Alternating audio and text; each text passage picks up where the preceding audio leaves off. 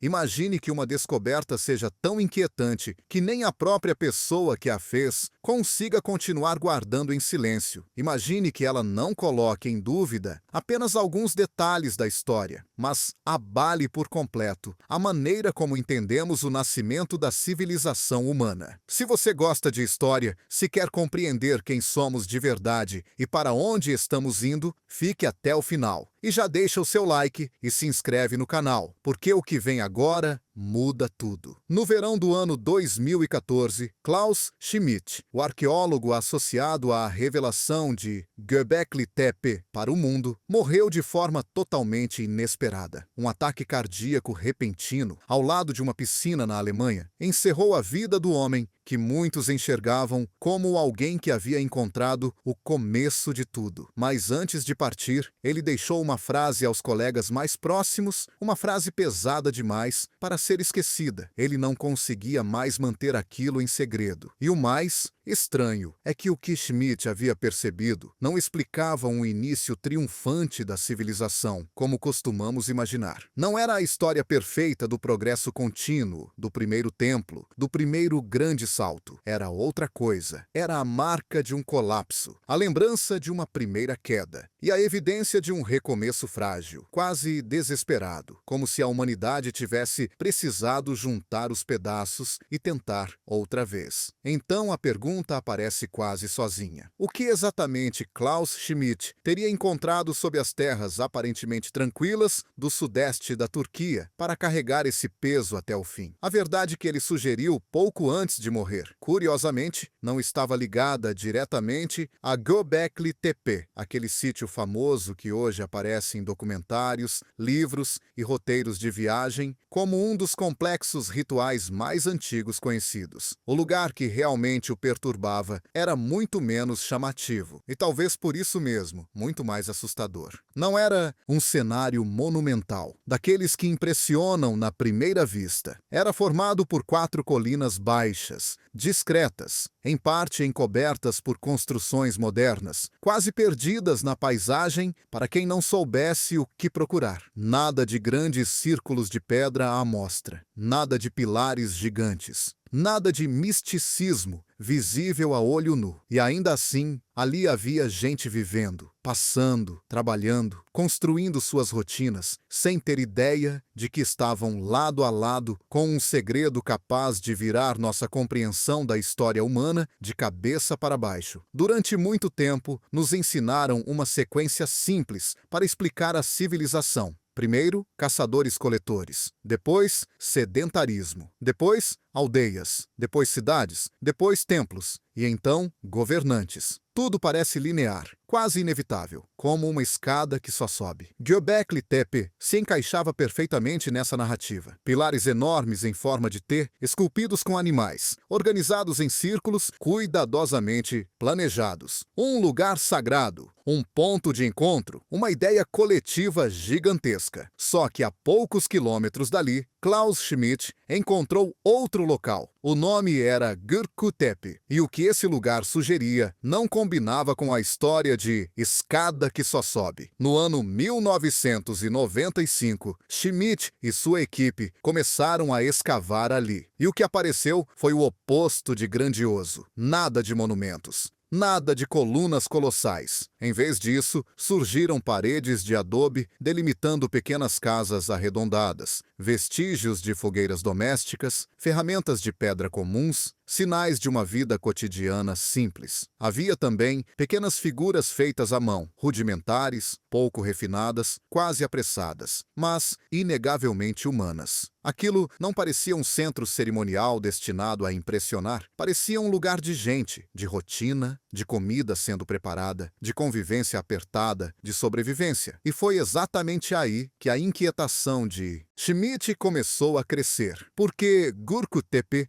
não estava apenas perto de Göbekli Tepe no mapa. A princípio, havia lá a impressão de que os dois lugares pertenciam ao mesmo período, como se fossem duas faces de uma mesma era. Mas, quando Schmidt comparou os sinais deixados por cada sítio, percebeu que as histórias não se encaixavam. Na verdade, entravam em conflito. Göbekli Tepe soava como um começo grandioso, um projeto enorme enorme sustentado por crenças compartilhadas, por organização social, por uma visão coletiva de longo prazo. Já Göbekli parecia outra coisa, como se tivesse surgido depois de algo ruim, como se fosse um improviso, como se representasse um recomeço em meio a perdas. E, quanto mais ele observava, mais entendia. Aquela diferença não era detalhe, era a chave. Os objetos encontrados em Göbekli tornavam tudo ainda mais desconfortável. As ferramentas pareciam mais simples, até mais grosseiras, do que Schmidt esperaria de um povo que, teoricamente, havia sido capaz de erguer estruturas monumentais. As pequenas figuras não pareciam arte, no sentido clássico. Pareciam tentativas de preservar memória, como se alguém quisesse segurar algo importante antes que desaparecesse. Para Schmidt, aquilo não sugeria avanço, sugeria recuperação, como se uma sociedade não estivesse crescendo, mas se reconstruindo com dificuldade, depois de ter perdido algo maior. E então, a pergunta ficou inevitável. Por que um grupo humano capaz de mover pedras gigantescas, planejar estruturas complexas e esculpir símbolos tão elaborados passaria a viver em casas pequenas, com ferramentas simples, como quem tenta apenas aguentar o dia seguinte? Por que esse recuo? Essa dúvida não o deixou mais. Göbekli Tepe teria sido construído primeiro e depois abandonado, destruído, encerrado. Göbekli Tepe seria o que veio depois, a tentativa cautelosa da humanidade de se reorganizar após uma ruptura. A arqueologia costuma oferecer explicações, não arrepios. Mas Schmidt chegou a admitir a pessoas próximas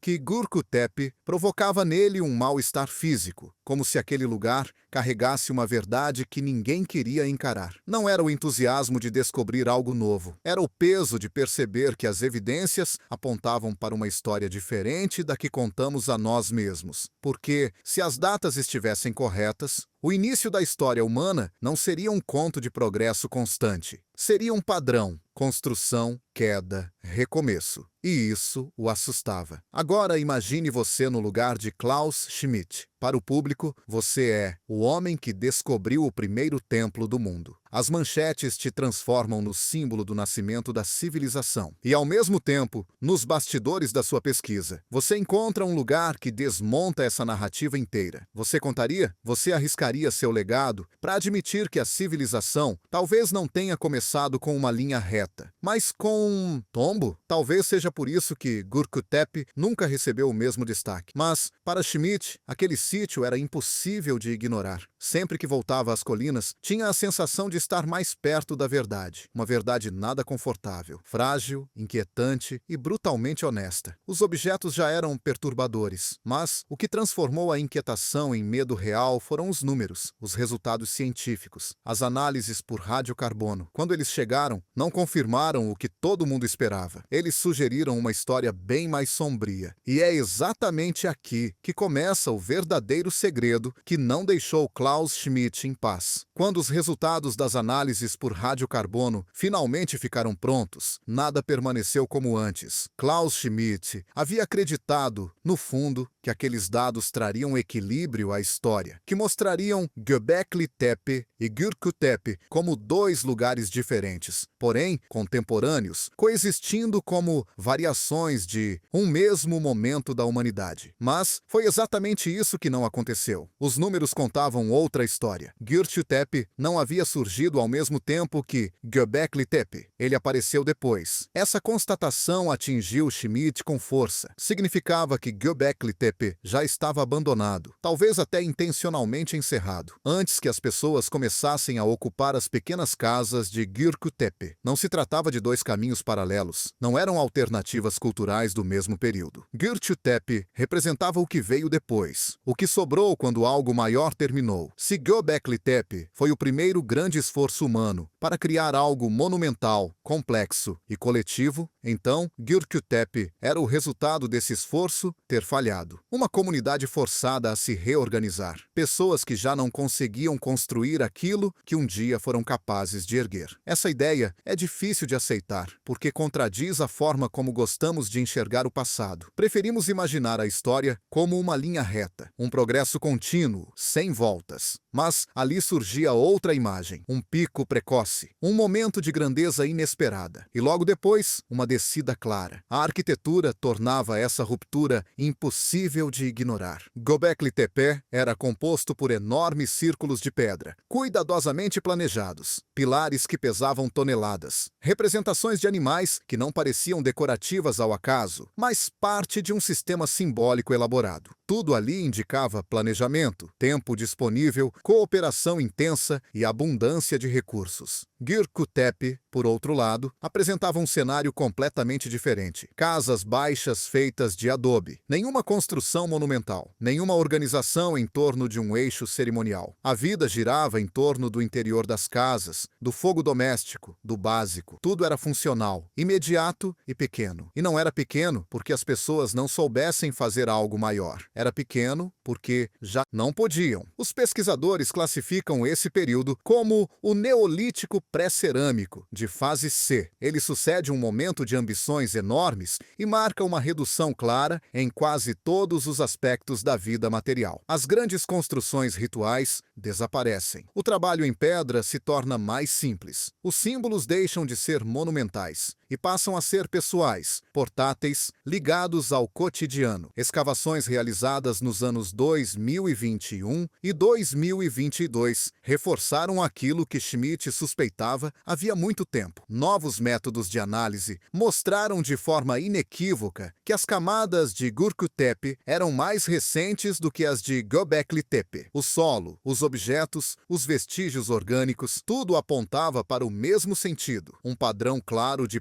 posterioridade, um depois. E esse depois levantava uma questão profundamente perturbadora. Por quê? Por que uma sociedade capaz de construir uma das obras mais complexas da pré-história decidiria abandonar esse caminho? Por que retornar conscientemente a formas de vida mais simples? Alguns pesquisadores começaram a interpretar esse processo a partir de uma nova ideia, que ficou conhecida como a tese da fragilidade. O conceito é simples, mas assustador. Quanto mais complexa uma sociedade se torna, mais vulnerável ela fica. Não mais forte, não mais estável, mais frágil. Grandes projetos exigem condições quase perfeitas, um ambiente previsível, uma ordem social estável, excedentes de alimento, pessoas disponíveis para trabalhar em algo que não seja apenas sobreviver. Mas basta que um desses pilares falhe para que todo o sistema comece a ruir. E isso pode muito bem ter acontecido ali. Por volta do ano 8200 antes da nossa era, ocorreu um evento climático severo. As temperaturas caíram de forma abrupta e permaneceram baixas por mais de um século. Para comunidades que estavam apenas começando a domesticar plantas e animais, esse impacto foi devastador. As colheitas falharam. As manadas migraram para outras regiões. A segurança alimentar se tornou instável. Imagine viver em um grupo que investe tempo, energia e coordenação para erguer grandes círculos de pedra e, de repente, conseguir comida suficiente para o dia passa a ser um desafio. Nesse cenário, monumentos perdem o sentido. Comer, se aquecer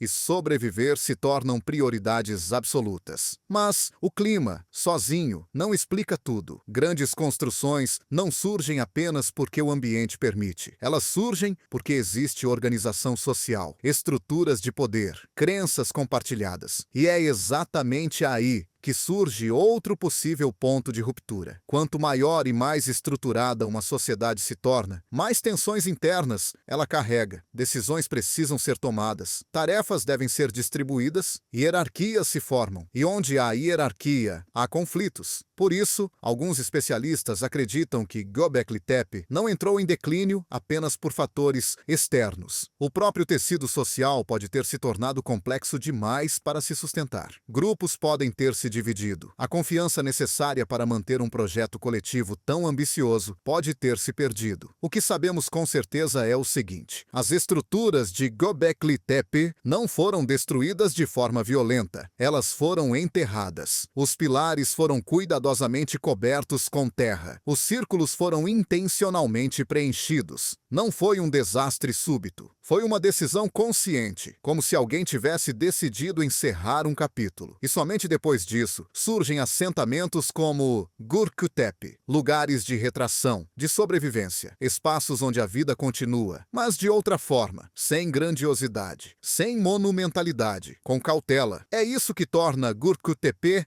tão inquietante. Trata-se do primeiro caso documentado em que uma sociedade humana cria algo extraordinário e depois o abandona. Não para substituí-lo por algo maior, mas por algo menor, mais simples, mais fácil de sustentar. Klaus Schmidt compreendeu o peso dessa constatação. Ele não via aquilo como um evento isolado, mas como um padrão que se repetiria inúmeras vezes ao longo da história. Em Roma, entre os maias, em Angkor, sempre que a complexidade passou a ser um fardo insustentável. E se esse padrão já existia no começo da nossa história, surge uma pergunta difícil de ignorar. O que isso diz sobre nós? Por quê? Se a civilização nunca foi linear, mas cíclica, então o colapso não é um acidente. Ele faz parte do sistema. Esse pensamento não saía da mente de Schmidt, não por causa das datas em si, mas por aquilo que elas sugeriam, que o progresso não é garantido, que pode ser revertido a qualquer momento, que aquilo que chamamos de estabilidade costuma ser apenas uma fase passageira. E quanto mais ele estudava Göbekli Tepe, mais claro ficava que essa não era apenas uma história sobre o passado, era um aviso. Por quê? Se a primeira grande experiência de civilização humana terminou dessa forma, por que deveríamos acreditar que somos diferentes? Quanto mais Klaus Schmidt se aprofundava nas camadas de Göbekli Tepe, mais forte se tornava a sensação de que ele não estava diante de algo isolado ou excepcional. Não se tratava apenas de constatar que Göbekli Tepe havia sido abandonado. O aspecto mais inquietante era a forma como isso havia acontecido. As marcas deixadas por aquele colapso eram estranhamente familiares. Elas lembravam, de maneira quase desconfortável, os mesmos padrões observados em civilizações que entrariam em declínio milhares de anos depois. Era como se a humanidade estivesse repetindo, desde o início, o mesmo roteiro. Mesmo naquele momento remoto, que costumamos imaginar como o começo da organização social humana, já apareciam os mesmos problemas que, muito tempo depois, fariam impérios inteiros ruírem. O primeiro sinal foi a mudança ambiental. O resfriamento brusco, ocorrido por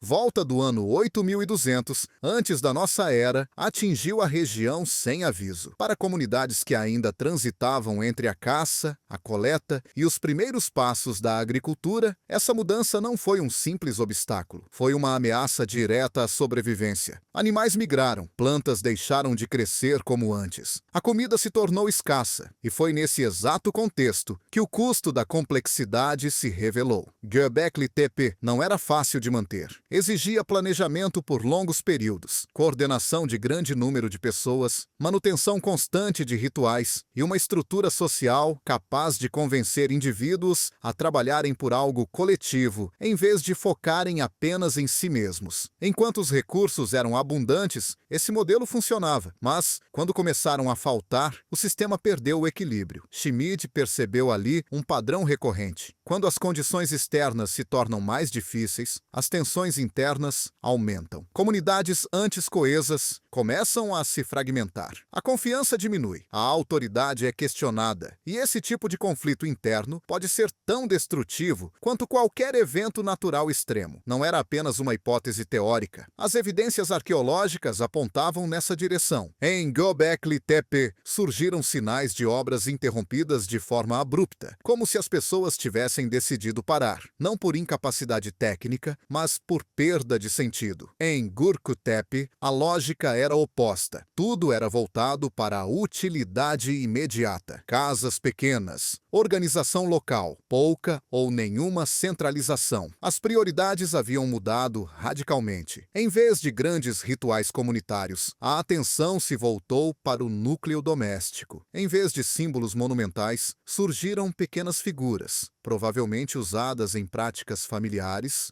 ou pessoais. As crenças não desapareceram, mas se tornaram mais íntimas, mais próximas do cotidiano. O sagrado deixou de ser grandioso e passou a caber nas mãos. Esse momento marcou um ponto decisivo na história humana. Pela primeira vez, é possível observar claramente uma sociedade dando um passo consciente para trás. Não por ignorância, mas por necessidade. Reduzir-se para continuar existindo. Por isso, Göbekli Tepe não deve ser visto apenas como um fracasso. É um lugar de adaptação, mas essa adaptação deixa claro que houve uma perda significativa antes. Schmidt passou a entender que o colapso não significa o desaparecimento das pessoas, significa reorganização. As sociedades abandonam o que é grande para preservar o que é essencial. Trocam ambição por segurança, trocam grandes visões por estabilidade. E essa compreensão o deixava inquieto, porque esse padrão se repete ao longo do tempo. Sempre que as sociedades se tornam complexas demais, sempre que os sistemas passam a depender de condições ideais para funcionar, sempre que as pessoas acreditam que suas estruturas são permanentes e inabaláveis. Klaus Schmidt enxergou em Göbekli Tepe e Gürsü Tepe o modelo original desse processo. O primeiro ciclo documentado de ascensão e retração. O início de uma dinâmica que atravessa toda a história humana como um fio invisível. E quanto mais ele refletia sobre isso, mais desconfortável se tornava a comparação com o presente. Hoje, nossos monumentos não são feitos de pedra, mas de aço, vidro e concreto. Nossos rituais não acontecem em círculos sagrados, mas em mercados financeiros, sistemas digitais e estruturas políticas. No entanto, o princípio permanece o mesmo. Tudo depende de estabilidade, de recursos, de cooperação. E o que acontece quando essas bases começam a falhar? Schmidt via paralelos claros e impossíveis de ignorar. Mudanças climáticas aceleradas, tensões sociais crescentes, desigualdade no acesso a recursos, sistemas cada vez mais complexos e, por isso mesmo, cada vez mais frágeis. Quanto maior o sistema, mais devastador pode ser o seu colapso. O que mais o perturbava não era o fato de Göbekli Tepe ter sido abandonado. Era o quanto esse abandono parecia familiar, como se a humanidade já tivesse encenado essa mesma história inúmeras vezes, como se fizesse parte da nossa maneira de organizar o mundo. E Göbekli Tepe mostrava o que vem depois. Não um novo salto imediato para frente, mas um recuo, um período de consolidação. Pessoas tentando reconstruir a vida em uma escala compreensível, humana. Schmidt começou a suspeitar que o verdadeiro ponto de partida da sociedade humana não estava no triunfo, mas na resposta ao fracasso. Não na primeira grande construção, mas na decisão de continuar depois de perdê-la. Essa percepção, no entanto, trouxe uma conclusão sombria. Se o colapso não é exceção, mas um processo recorrente, talvez nunca estejamos em uma etapa final. Talvez a humanidade sempre oscile entre construir e perder. E então surgiu a pergunta mais difícil de aceitar. Se nossos primeiros ancestrais já passaram por esse ciclo, por que acreditamos que somos mais sábios? Foi esse pensamento que acompanhou Klaus Schmidt até os últimos dias. Não o passado em si, mas o reflexo que ele projetava sobre o presente. Göbekli Tepe deixou de ser apenas um sítio arqueológico. Tornou-se um alerta silencioso, gravado no solo. E Göbekli Tepe tornou-se a prova de que, mesmo após um colapso, a vida continua. Mas de outra maneira, menor, mais cautelosa, mais adaptável. Schmidt, contudo, acreditava que essa lição ainda não havia sido plenamente compreendida. Ele via sinais claros, no mundo moderno, de que o mesmo ciclo estava novamente em movimento. Nos últimos meses de vida, falava cada vez menos sobre descobertas e cada vez mais sobre responsabilidade. Pessoas próximas notaram a mudança. Antes, seus olhos brilhavam ao falar da grandiosidade de Göbekli Tepe. Agora, sua voz soava mais contida, mais tensa, como se carregasse um fardo pessoal. Sua preocupação não se limitava ao passado. Era um alerta para o presente. Para ele, Göbekli Tepe e Gürsü Tepe não eram capítulos encerrados. Eram espelhos, lições que ainda não aprendemos. As mesmas forças que levaram ao abandono do primeiro grande complexo cerimonial da humanidade estavam, segundo ele, novamente em ação. apenas em escala muito maior. Ele falava de cidades que crescem mais rápido do que conseguem sustentar, de territórios explorados até perderem sua capacidade produtiva, de sociedades tão especializadas que se esquecem de agir como comunidade. Para Schmid, isso não era abstração. Era o mesmo padrão que ele havia lido nas camadas da Terra. Assim como Göbekli Tepe só existiu sob condições ideais, as sociedades modernas também dependem de bases frágeis: alimento, água, confiança, cooperação. Quando um desses pilares se rompe, todo o restante é afetado. Ele se preocupava profundamente com o próprio sítio arqueológico. Göbekli Tepe deixou de ser um lugar isolado. Estradas se aproximaram, construções avançaram. O turismo cresceu, máquinas pesadas passaram a operar onde antes se cavava com extremo cuidado. Para Schmidt, isso era uma ironia dolorosa. O lugar que deveria nos alertar sobre a arrogância humana estava novamente sendo ameaçado por ela. Os paralelos eram evidentes. No passado, acreditou-se que as estruturas humanas eram permanentes. Hoje, pensamos o mesmo. Antes, os recursos pareciam inesgotáveis. Hoje, ainda agimos como se fossem. Schmidt insistia que o colapso de Göbekli Tepe provavelmente não foi dramático. Não houve fogo, guerra ou destruição súbita. Foi um processo lento. Pequenas crises acumuladas, decisões razoáveis no curto prazo que, somadas, levaram ao abandono. E isso é o mais perigoso. Colapsos lentos quase nunca são reconhecidos enquanto acontecem. Para ele, Göbekli Tepe oferecia a lição mais valiosa. Não por sua beleza ou imponência, mas porque mostrava o que as pessoas fazem quando grandes sistemas falham. Elas se retraem, se concentram no que está próximo, na família, na sobrevivência, em pequenos rituais, em vez de grandes